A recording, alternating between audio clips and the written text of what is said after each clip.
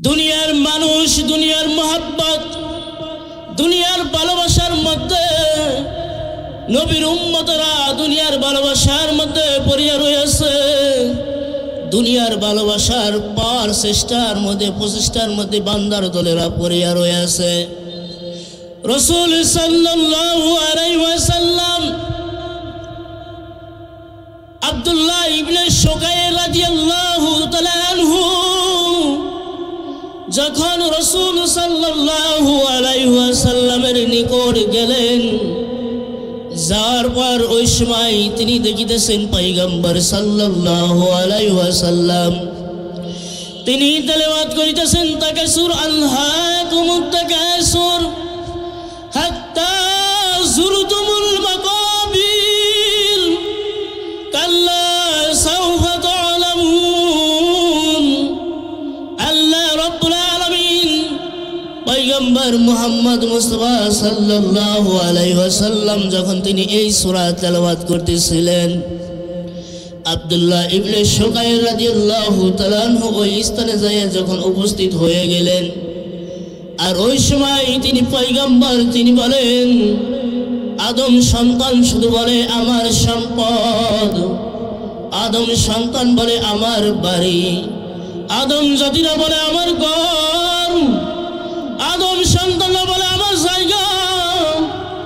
আদম সন্তানরা যখন এই কথা বলিতেছে, পয়গম্বর বলিতেছে, দুনিয়ার মানুষের দল, নবীর উম্মতের দলেরা কথাটা মনোযোগ দিয়ে শোনো। আমাদের মাহফিলের পাশে গোরস্থান, এই গোরস্থানের পাশে কত মুর্দা ব্যক্তি রয়েছে। তারাও এক সময় দুনিয়াতে ছিল, তারাও দুনিয়াতে এক সময় জিন্দা ছিল, জীবিত ছিল। তারাও এক সময় বলিত আমার ঘর, আমার বাড়ি, আমার টাকা, আমার সব কিছু তারা আমার আমার বলিত। কিন্তু তারা অন্ধকার কবরের জগতের মধ্যে ছড়িয়ে গিয়েছে। তারা ঘর বাড়িও নিয়ে যাইতে পারে নাই, টাকা পয়সাও নিয়ে যাইতে পারে নাই। তারা সব কিছু দুনিয়ার মধ্যে থিয়ে গিয়েছে। এই নবীর উম্মতের দল, আল্লাহর গোলামের দল, আমাদেরকে আল্লাহ রাব্বুল আলামিন যতই দেয় আমরা ততই আরো পাওয়ার আশা করি। আমাদের যদি একটা ঘর থাকে আমরা আরো চিন্তা করি আরেকটা ঘর হলে ভালো হতো। আমাদের যদি একটা যদি জমি থাকে, একটা যদি ক্ষেত থাকে, আমরা চিন্তা করি আরেকটা ক্ষেত হলে কত ভালো হতো।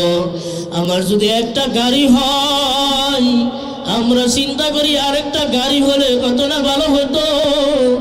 আমরা বাড়িতে বলি একটা খাট হয়েছে আরেকটা খাট হইতে কত না ভালো হইতো।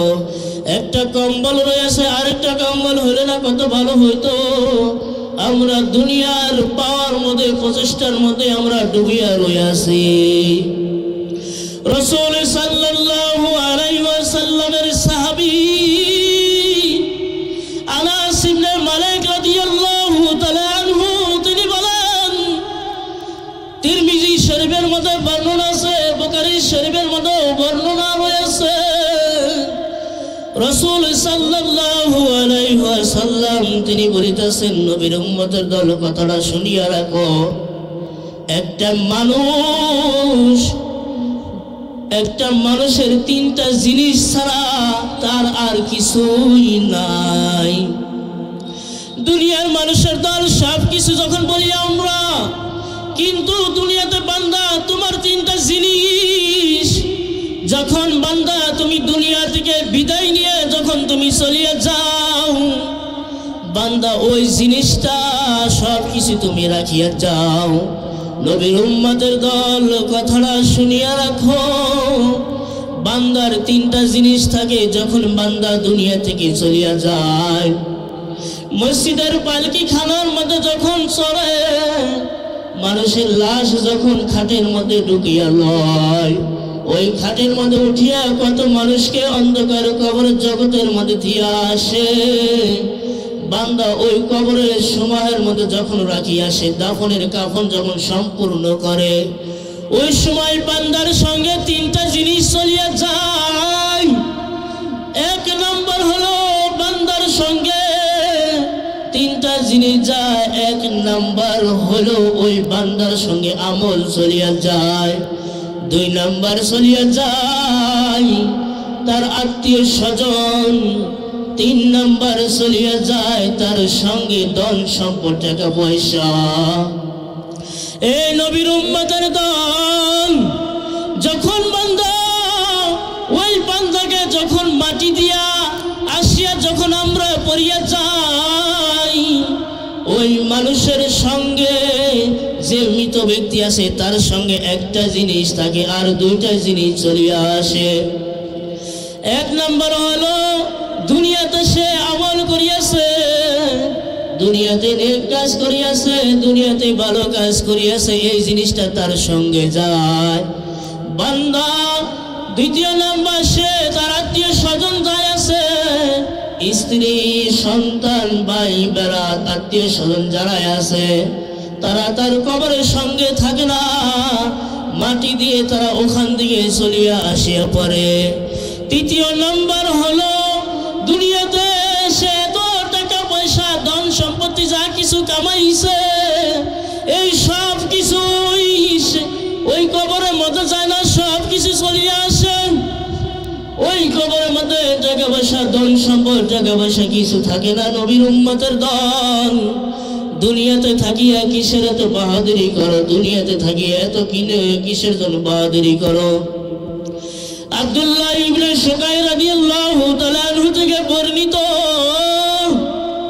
তিনি বলিতেছেন নবীর উম্মতের দল বান্দার তিনটা জিনিস হলো, এক নাম্বার হলো বান্দা যে জিনিস খায় ওই জিনিস বান্দার থাকিয়া যায়।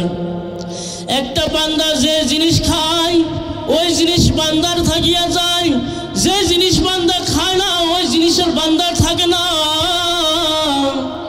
নবীর উম্মতের দল আল্লাহর গোলামের দল কথাটা মনোযোগ দিয়ে শুনিয়া রাখো।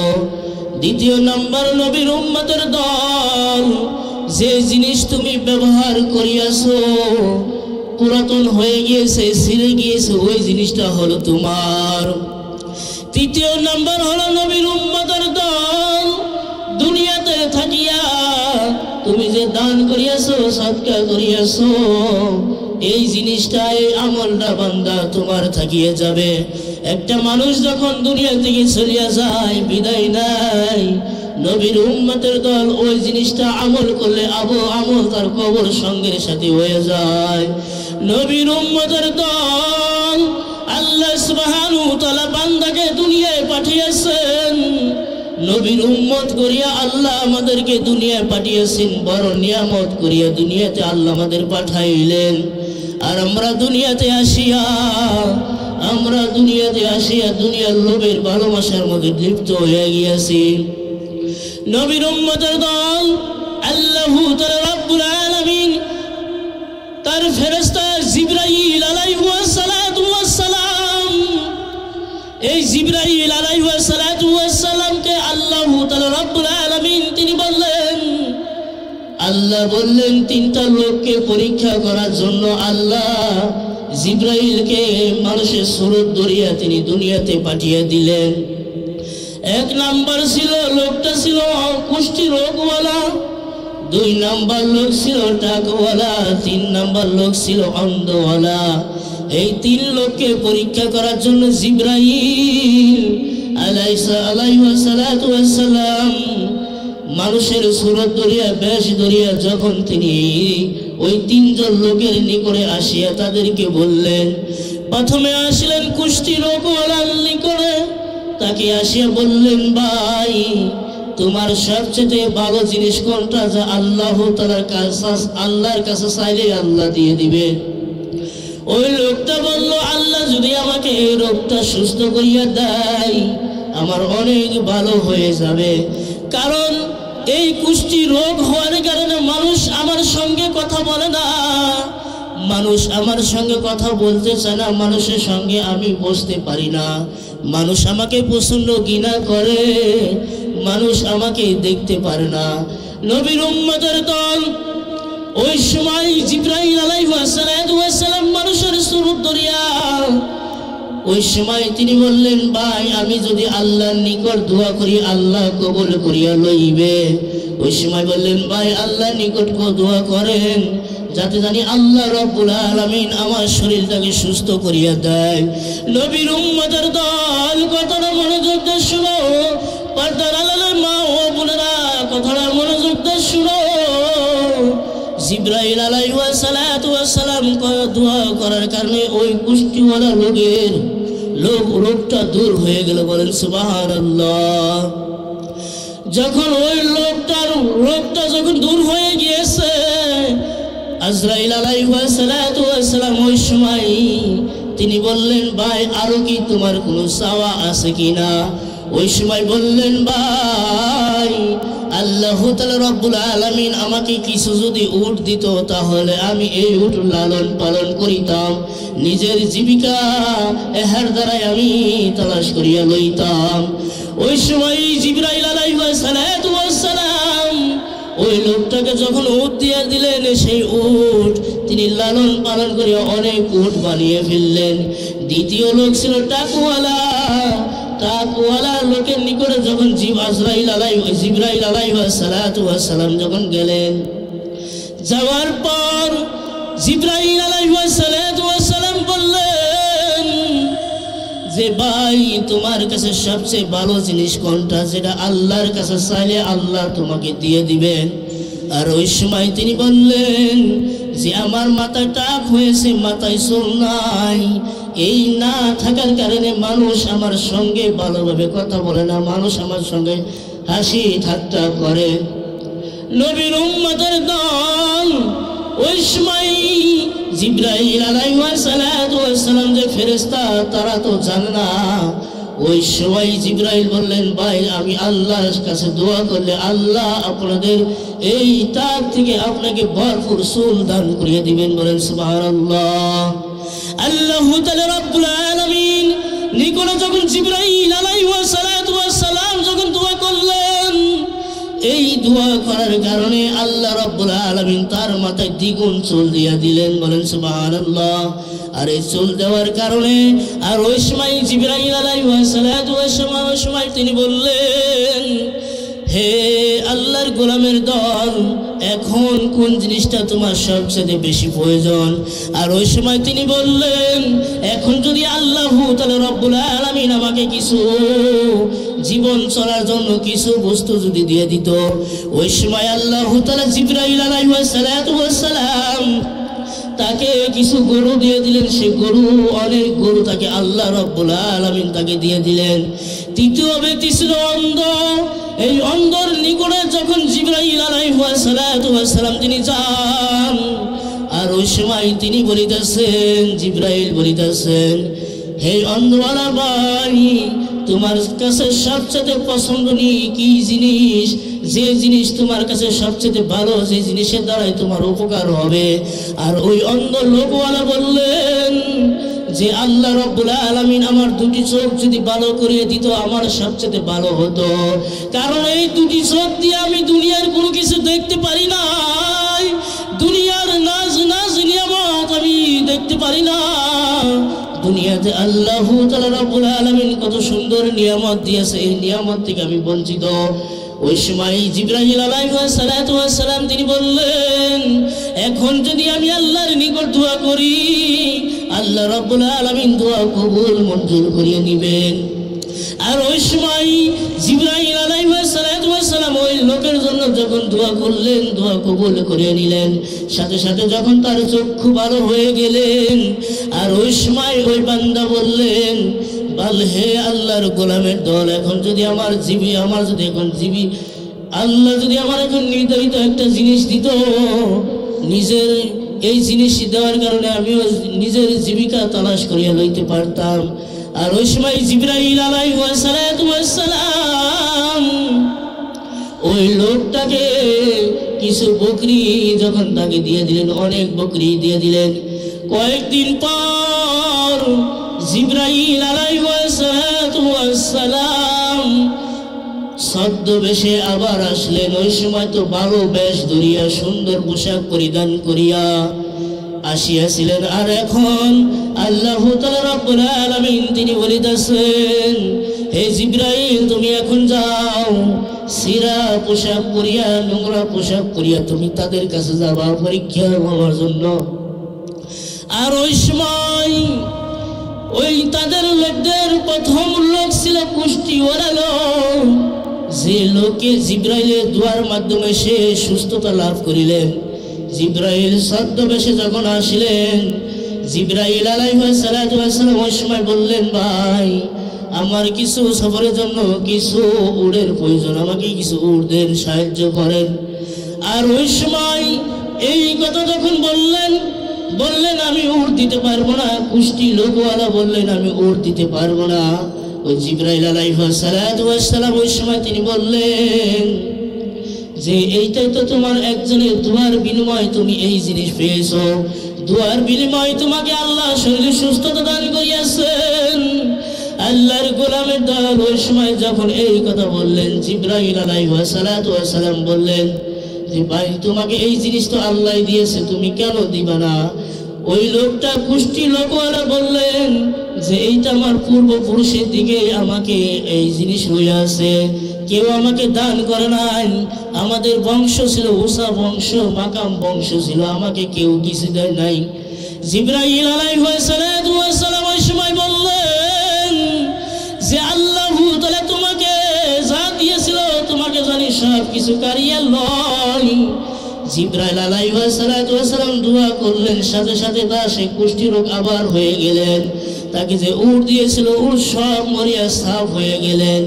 নবীর উম্মতের দল জিবরাইল আলাইহিস সালাতু ওয়াস সালাম যখন তাকওয়ালার কাছে গেলেন, তাকওয়ালার কাছে বললেন, হে আল্লাহর গোলাম, আল্লাহ তাআলার রাস্তায় কিছু আমাকে দাও, আমাকে কিছু দান করিয়া দাও, আমি অনেক বিপদে আছি, সফরে আছি, তুমি আমাকে কিছু দাও। এই কথা যখন বললেন, ওই তাকওয়ালা বললেন তোমাকে কিছু আমি দিতে পারবো না। আজরাইল আলাইহিস সালাতু ওয়াস সালাম ওই সময় বললেন যে আল্লাহ রব্বুল আলামিন তোমাকে তো দিয়েছে। ওই তাকওয়ালা বললেন এইসব আল্লাহ দেয় নাই, এই আমাদের বংশ থেকে এই জিনিস রয়েছিল, এই বংশ থেকে আমাদের এই জিনিস আমি কাউকে দিতে পারবো না।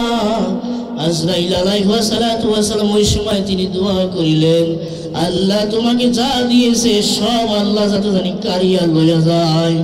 এই বলার সাথে সাথে আল্লাহ তাআলা ওই লোকের আবার টাক হয়ে গেলেন, তাকে আল্লাহ গরু দিয়েছেন, গরু কারিয়ে নিয়ে গেলেন, সব মারা গেলেন।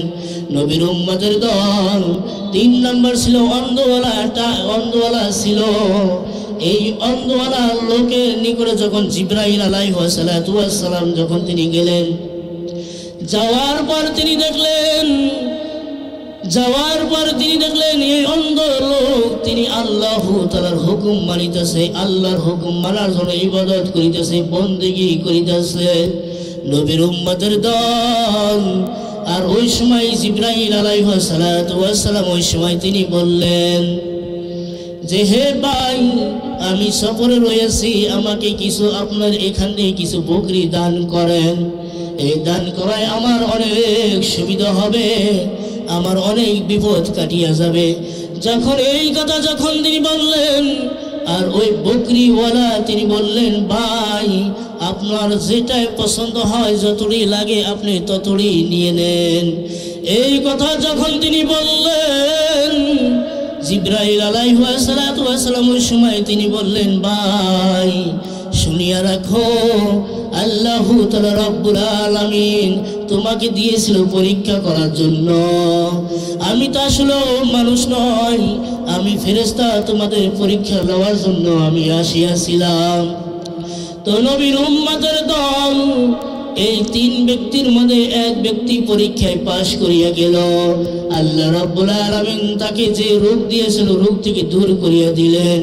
আল্লাহ তাকে যে জিনিস দিয়েছিল সেই জিনিস তাকে আরো ভরপুর করিয়া দিয়েছিলেন। আর আল্লাহ যাদেরকে দিয়েছিল, যারা আল্লাহ তাআলা দান পাওয়ার পরে তারা যখন না শুকর আদায় করিল, আল্লাহ রাব্বুল আলামিন তাদের জিনিস ছিনিয়ে নিয়ে গেলেন। আরো তারা যে রোগ ছিল তাদের সেই রোগ আল্লাহ রাব্বুল আলামিন দিয়ে দিলেন। নবীর উম্মতের দল দুনিয়াতে এখনো যারা রয়েছো একটু মৃত্যুর কথা স্মরণ করিয়া লইও, কবরের কথা স্মরণ করিয়া লইও। অনেক কথা ছিল, সময় না থাকার কারণে বলতে পারলাম না। একটা কিছু সামান্য শর্টকাট কিছু কথা বলিয়া দেই, কবর কেমন হয়। হযরত ফাতেমা রাদিয়াল্লাহু তাআলা আনহা যখন তিনি মৃত্যুবরণ করেন, হযরত ফাতেমা রাদিয়াল্লাহু তাআলা আনহা যখন তিনি মৃত্যুবরণ করেন, তার কবর খনন করার জন্য আবু যর গিফারী রাদিয়াল্লাহু তাআলা আনহু যান। আবু যর গিফারী রাদিয়াল্লাহু তাআলা আনহু তিনি বলিতেছেন, হে কবর সাবধান হয়ে যাও, তোমার এই ঘরে এইখানে কে আসিতেছে তুমি কি জানো? আখিরি নবী হযরত মুহাম্মদ মুস্তাফা সাল্লাল্লাহু আলাইহি ওয়াসাল্লামের কন্যা আসিতেছে, কবর সাবধান হয়ে যাও। এই কথা আবু যর গিফারী বলিতেছে। আবু যর গিফারী কবর খনন করিতেছে, আবার বলিতেছে, হে কবর তুমি শুনো, তোমার এই ঘরে এই স্থানে এই জায়গায় কে আসিতেছে তুমি কি জানো? ওই সময় এই কবর বলিলেন, ওই সময় কবরকে যখন এই কথা বললেন, হে কবর শুনো, তোমার এই ঘরে হাসান হোসেনের আম্মা আসিতেছে, কবর সাবধান হয়ে যাও। কবরকে যখন আবার বলে, হে কবর তুমি শুনো, তোমার এই ঘরে কে আসিতেছে তুমি কি জানো? এই ঘরে আসিতেছে আলী রাদিয়াল্লাহু তাআলা আনহুর স্ত্রী, কবর সাবধান হয়ে যাও। তৃতীয় আবার যখন বলেন, হে কবর তুমি কি জানো, তোমার এই ঘরে কে আসিতেছে তুমি কি জানো? এই ঘরে হাসান হোসেনের আম্মা এবং জান্নাতে মহিলাদের সর্দার হবে, সে এখানে আসিতেছে, কবর সাবধান হয়ে যাও। তার সঙ্গে তুমি সুন্দর আচার ব্যবহার করিও। আবু যর গিফারী রাদিয়াল্লাহু তাআলা আনহুর যখন কথা বলা শেষ হয়ে গেলেন, তারপর আবু যর গিফারী রাদিয়াল্লাহু তাআলা আনহু তিনি বললেন, আবু যর গিফারীকে ওই সময় ওই কবর বললেন, হে আবু যর গিফারী তুমি শোনো, আমি হাসান হোসেনের আম্মাকে চিনি না, পয়গম্বরের কন্যাকে চিনি না, আলী রাদিয়াল্লাহু তাআলা আনহুর স্ত্রীকে চিনি না, আমি জান্নাতের মহিলার সর্দারকে চিনি না। কেউ যদি ভালো আমল করে, ভালো নেক নিয়ে যদি কবরের মধ্যে যদি আসে, আমি তাহলে কবর তার সঙ্গে সুন্দর আচার ব্যবহার করিব। আর যদি আমল যদি না নিয়ে আসে, আমি তার সঙ্গে সুন্দর আচার ব্যবহার করিব না। এ আল্লাহর গোলাম, পাশে আমাদের গুরুস্থান, একটা বান্দা যদি আল্লাহর দিকে দাবিত যদি না হয়, নবীর সুন্নতের দিকে যদি দাবিত না হয়, নবীর উম্মতের দল কবর তাকে দুই পাশ থেকে এমন একটা চাপ দিবে, হাড্ডি চুরমার হয়ে যাবে, খণ্ড বিখণ্ড হয়ে যাবে নবীর উম্মতের দল। আল্লাহ তাআলা রাব্বুল আলামিন আমাদেরকে সকলকে আল্লাহ তাআলার হুকুম নবী সুন্নাত অনুযায়ী চলার মানার তৌফিক দান করুন। আমিন।